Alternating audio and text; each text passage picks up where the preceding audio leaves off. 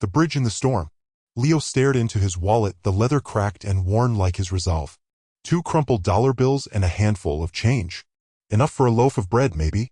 Definitely not enough for the new shoes Lily needed, the electricity bill looming like a dark cloud, or the ever-present threat of the car needing repairs. The rain hammering against the window of their small apartment seemed to mock his helplessness. He ran a hand through his perpetually disheveled hair.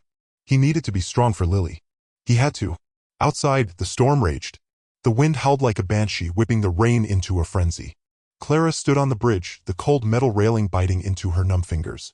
The river churned below, a dark and unforgiving abyss mirroring the emptiness within her.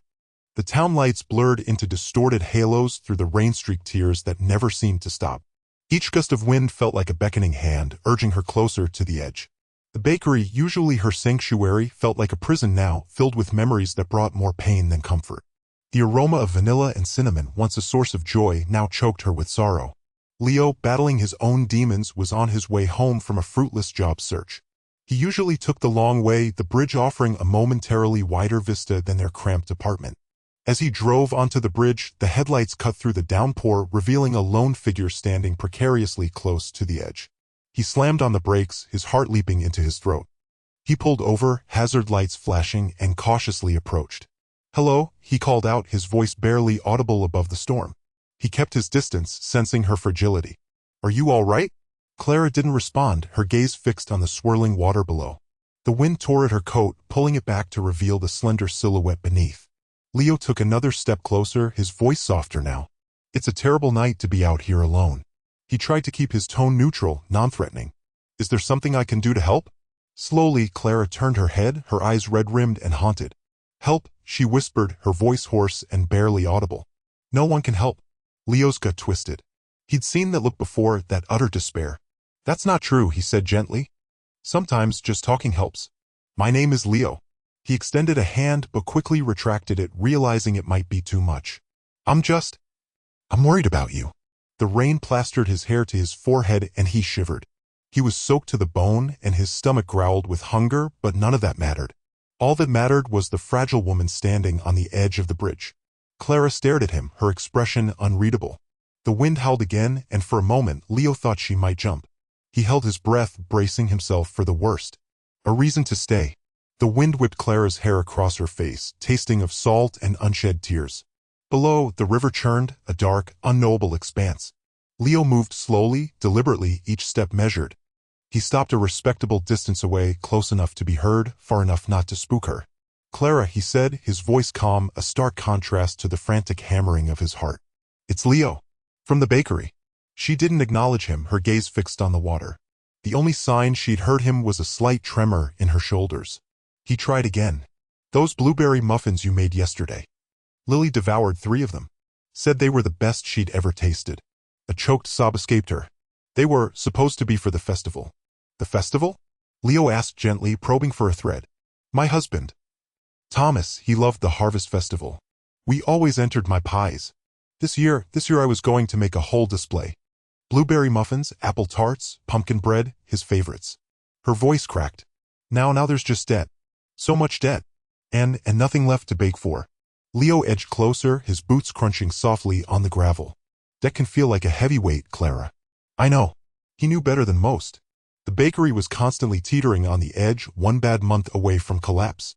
"You don't understand," she said, her voice raw. "It's not just the money. It's everything. Thomas, he was everything." He did understand. He understood the crushing weight of responsibility, the fear of failing the people you loved. He might not have lost a spouse, but he'd lost his wife in a different way, to a world he couldn't follow her into. "I'm a single dad," he said, the words feeling inadequate, clumsy. "Lily's 8. It's just us. Some days I feel like I'm drowning, like I'm not good enough, that I can't give her what she needs." He paused, searching for the right words.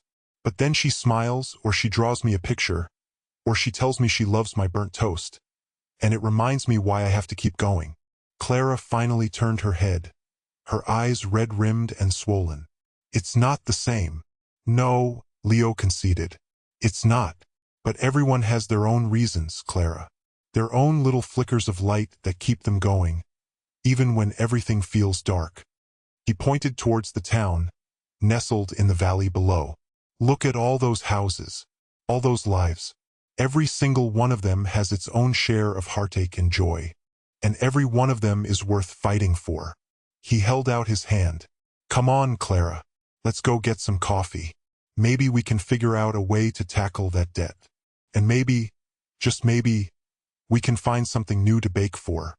For a long moment, she stared at his hand, then back at the churning river. The wind howled, a mournful cry that echoed her own despair. Then, slowly, hesitantly, she reached out and took his hand.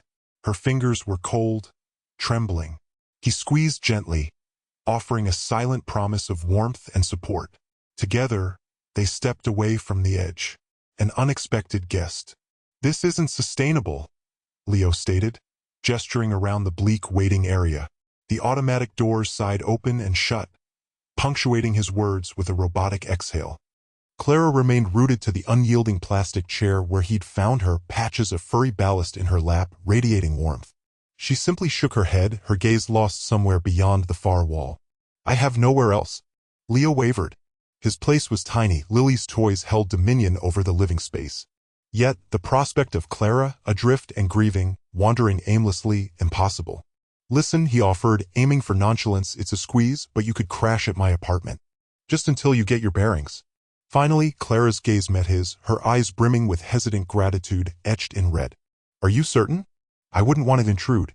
Patches kneaded her cardigan with his paws, a soft rumble vibrating in her chest. Absolutely, Leo replied, perhaps too eagerly. Lily would be thrilled to have you. And Patches, naturally. He swiftly rearranged the mental furniture. Lily could share his room. The sofa became Clara's domain. Far from perfect, but solid ground. After a pause, Clara gave a slow nod. All right, she rasped, her voice thick with unshed tears. Thank you, Leo.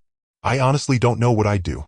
The ride to Leo's apartment unfolded in silence, broken only by Patch's gentle purr and the engine's thrum. Leo fought the rising tide of apprehension. Years since he'd hosted anyone, much less a bereaved stranger. He parked before the building, a stalwart brick edifice showing its age.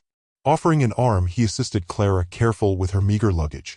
Patches, sensing transition, peeked from her arms, whiskers twitching with curiosity. Their destination, the third floor, was reached via a cramped stairwell permeated with the aroma of curry and lingering dust. Leo unlocked the door, steeling himself for Clara's first impression. He'd had zero prep time. Welcome to my sanctuary, he said, attempting a light tone. The apartment was compact, yet welcoming. Books cascaded from homemade shelves, forming literary drifts along the walls. Lily's artwork adorned the refrigerator, a vibrant gallery of stick figures and sunny visages. A comfy armchair nestled beneath the floor lamp, bathing the scene in amber light. Certainly cluttered, but undeniably home. Clara stepped inside, her eyes drinking in the details. Patches disembarked, initiating a feline survey of the furniture. It's lovely, Clara murmured. It feels real. Leo scrubbed a hand through his hair, suddenly acutely aware of the mess. Yeah, well, usually it's more vibrant. Lily's creative footprint, you know? He gestured towards the sofa. That's yours. Let me grab some linens. As he turned towards the closet, he saw Clara by the window, overlooking the cityscape. Her shoulders slumped, bearing the weight of the world. He couldn't mend everything, but perhaps he could offer a refuge. A place to draw breath. A place where healing could begin. And perhaps, in that process, find a little solace himself. Patches and Lily. Lily stopped dead in the doorway, her small hands still clutching Leo's. The familiar scent of their tiny apartment was overlaid with something new, something warm and yeasty like the bakery downtown. And there, amidst their mismatched furniture, sat a woman Lily had only glimpsed on the bridge. Lily, this is Clara, Leo said, his voice a little too loud. And that's Patches. Clara offered a weak smile, her eyes still shadowed. Patches, a scruffy terrier mix, thumped his tail once against the worn rug. He looked up at Lily with soulful brown eyes. Lily, usually a chatterbox, was silent. She edged closer to Leo, her gaze fixed on Patches. She'd always wanted a dog, but Leo said they couldn't afford one. Now one was here. He doesn't bite, Clara said softly, her voice a little raspy. Unless you're a biscuit. Lily giggled, a hesitant, bird-like sound. She took a tentative step forward. Then another. Patches remained still, watching her. She reached out a small hand, palm up, the way Leo had taught her to approach animals. Patches sniffed her hand, then licked it. Lily's face broke into a wide grin. The next few days were a dance of cautious exploration. Lily, initially shy around Clara, found herself drawn to the older woman's quiet presence. Clara, in turn, seemed to find solace in Lily's innocent curiosity. After school, Lily would perch on the edge of the kitchen counter, watching Clara knead dough with strong, capable hands. The apartment filled with the comforting aroma of cinnamon and sugar. Leo, returning from work exhausted, would find them bathed in the warm glow of the oven light. Lily's nose dusted with flour, Clara's eyes a little brighter than before. One afternoon, Clara pulled a worn book from a box she'd been unpacking, a collection of fairy tales with faded gold lettering. She sat on the floor, leaning against the sofa, and Lily nestled beside her, her head resting against Clara's arm. Clara began to read, her voice low and melodic, breathing life into stories of brave knights and mischievous fairies. Lily listened, captivated, her imagination soaring. Patches, curled up at their feet, occasionally let out a soft snore. Later that evening, as Leo tucked Lily into bed, she looked up at him, her eyes shining. "Clara tells good stories, Papa. And Patches likes to listen." Leo smiled, relief washing over him. Maybe, just maybe, this wasn't going to be as hard as he'd feared. Maybe they could all find a little bit of healing in this unexpected arrangement. He kissed Lily's forehead. "I'm glad, sweetheart." "Me too." Finding a rhythm. Lily chewed the end of her pencil, her brow furrowed in concentration. "I don't get it, Clara. Why do we need to know how many apples Sarah has if she's just going to give half of them away?" Clara, perched on the edge of Lily's bed, smiled. Sunlight streamed through the window, illuminating dust motes dancing in the air and catching the gold highlights in Lily's hair. "Think of it like this, Lilybug. Sarah's got a whole pie and math helps us figure out how much pie each person gets." She reached for the crumpled worksheet. "Let's try it together." Leo leaned against the doorway, unnoticed. He'd been meaning to fix the squeak but hadn't found the time. It didn't matter now. The rhythmic scratching of Lily's pencil against the paper, punctuated by Clara's gentle explanations, was a far sweeter sound. He watched Clara patiently guide Lily through each problem, her voice soft and encouraging. He saw Lily's initial frustration melt away, replaced by a spark of understanding. A genuine laugh bubbled from Lily when Clara made a silly face while explaining fractions. Leo felt a knot of tension, one he hadn't realized he was carrying, loosen in his chest. He retreated to the living room, the scent of lemon cleaner hanging in the air. Clara had started on the apartment while Lily was at school. The place had been functional, but now it felt lighter. The scatter rugs were no longer askew. The small mountain of mail on the coffee table had vanished, and even the drab curtains seemed less oppressive, now that they were pulled back to let the sunlight flood in. Later, he found Clara humming softly in the kitchen, meticulously wiping down the counters. "You didn't have to do all this," he said, feeling a wave of guilt. Clara turned, a dish towel in her hand. "It's all right, Leo. Feels good to be useful again." She paused, her gaze drifting towards the window. "Besides," she added, a faint smile touching her lips, "I couldn't find my rolling pin under all that stuff." He chuckled, relieved to see a flicker of her old self. "Fair enough. I'm perpetually disorganized."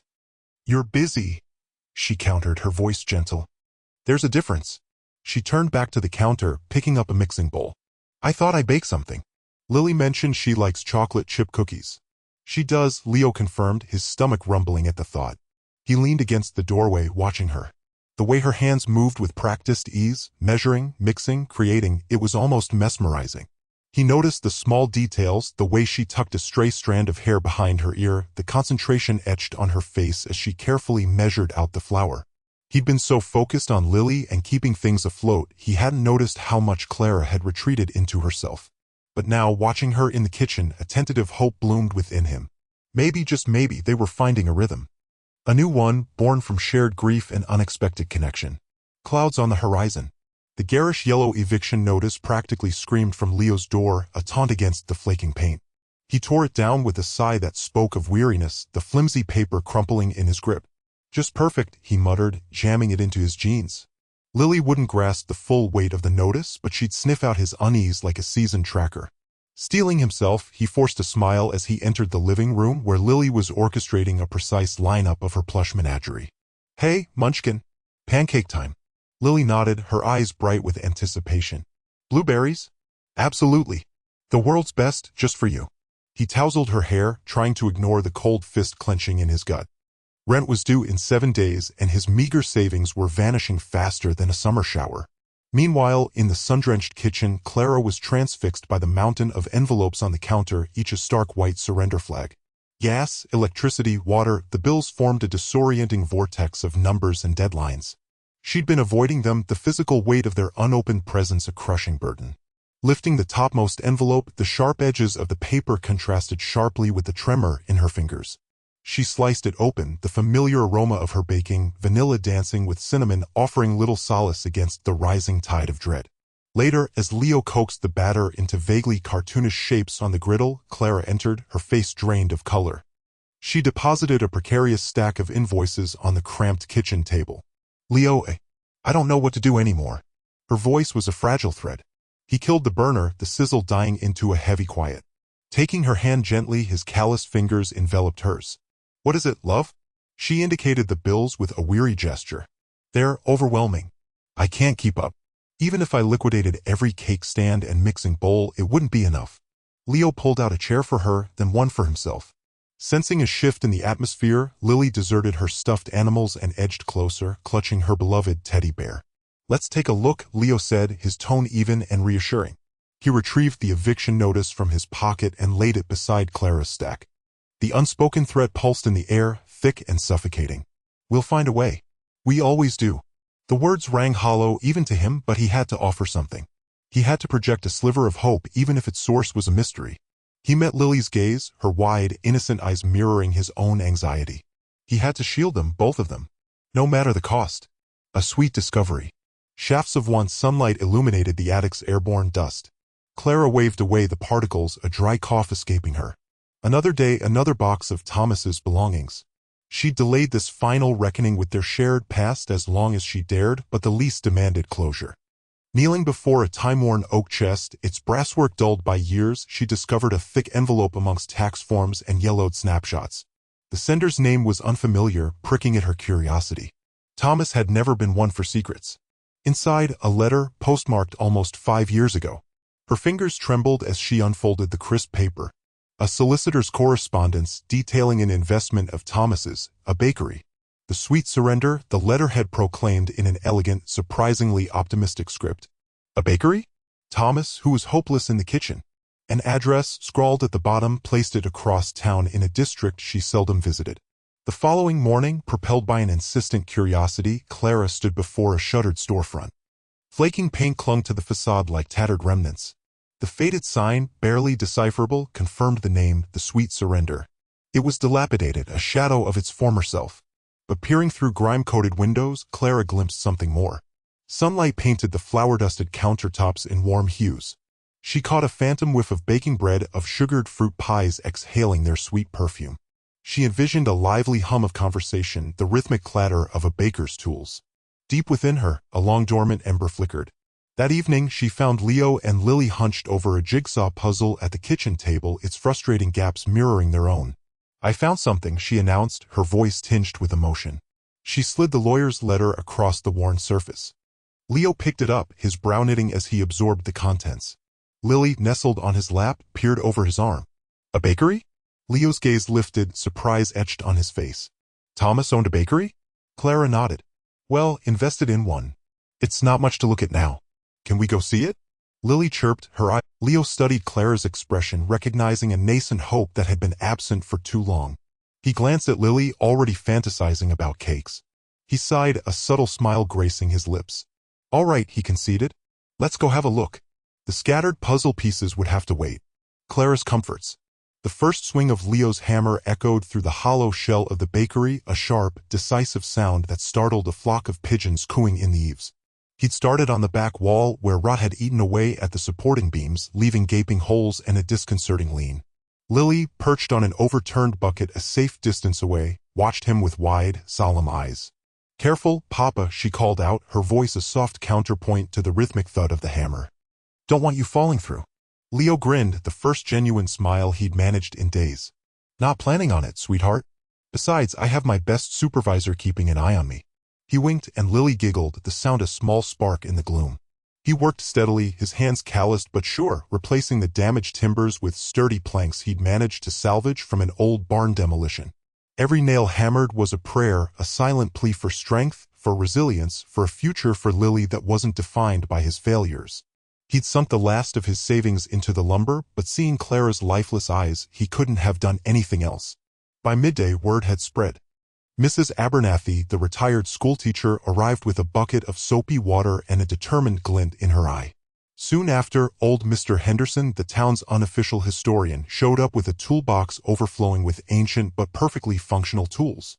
Then came teenagers with paintbrushes, young mothers with brooms, and even the mayor, sleeves rolled up, carrying a ladder. The bakery transformed.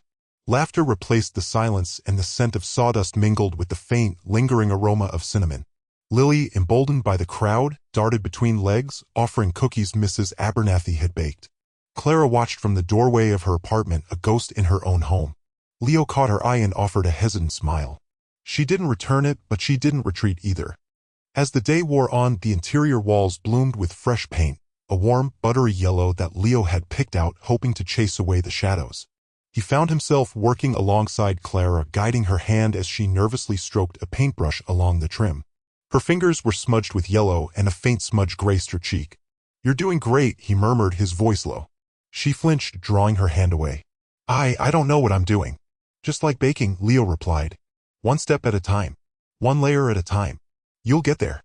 Clara looked at him, really looked at him for the first time since the bridge. A flicker of something, gratitude? Hope? Sparked in her eyes before being quickly extinguished. She returned to painting, her movements still hesitant, but with a newfound purpose. As dusk settled, painting was abandoned for a shared meal of sandwiches and salads brought by the volunteers. Leo, a new beginning. The aroma of cinnamon and sugar hung thick in the air, a sweet cloud that drew townsfolk toward Clara's comforts like moths to a flame. Bunting strung between the newly painted window boxes fluttered in the gentle breeze, and the sound of laughter spilled onto the sidewalk. Leo leaned against the doorframe, a mug of lukewarm coffee in his hand, and watched Clara navigate the throng of well-wishers. Her cheeks were flushed, her eyes sparkled, and a genuine smile, brighter than any he'd seen before, graced her lips. The grand opening was a resounding success. Mrs. Henderson, known for her discerning palate and even more discerning opinions, declared Clara's apple pie a slice of heaven. The mayor himself bought a dozen of Clara's signature lavender shortbread cookies. Even grumpy old Mr. Abernathy, who usually only grumbled about the rising price of bread, purchased a loaf of sourdough, muttering something about supporting local businesses. Leo felt a tug on his jeans. Lily, clutching a slightly smudged card, looked up at him with wide, earnest eyes. "Daddy, can I give this to Clara now?" He knelt, smoothing a stray strand of hair behind her ear. "Of course, sweetheart. She'd love that." Lily, emboldened by his encouragement, skipped over to Clara, who was busy slicing a chocolate cake. "Clara, I made this for you." She held out the card, decorated with a vibrant, if slightly lopsided, drawing of a house with stick figures holding hands. Clara's face softened. She carefully set down the knife and knelt to Lily's level. "Oh, Lily, this is beautiful." She took the card, tracing the figures with her finger. "Is that us?" Lily nodded, her voice barely a whisper. "Yes. You, me, and Daddy. In our house." Clara's eyes welled up and she pulled Lily into a gentle hug. "Thank you, sweet girl. This is the best gift I could ever receive." She looked up at Leo, her gaze filled with a gratitude that resonated deep within him. He offered a small, reassuring smile. The afternoon wore on, a blur of happy faces, sweet treats, and heartfelt congratulations. As the sun began to dip below the horizon, casting long shadows across the town square, the crowd thinned. Clara, finally able to catch her breath, slumped against the counter, a contented sigh escaping her lips. Leo brought her a glass of water and a plate of leftover cookies. "You did it, Clara," he said, his voice laced with admiration. "They love it. They love you." She smiled, a genuine, radiant smile. "We did it, Leo. We did it together." Later, as the last of the customers trickled away, Leo locked the door and flipped the sign to closed. Lily, already in her pajamas, was drawing at one of the small tables. He watched Clara, bathed in the warm glow of the setting sun, as she swept the floor, humming a tuneless melody. He reached for her hand, his fingers intertwining with hers. They stood in comfortable silence, watching Lily's small figure hunched over her drawing. The bakery, filled with the lingering scent of sugar and spice, felt like more than just a business. It felt like a home. A family. A new beginning built on shared grief, unexpected kindness, and the simple, undeniable magic of love.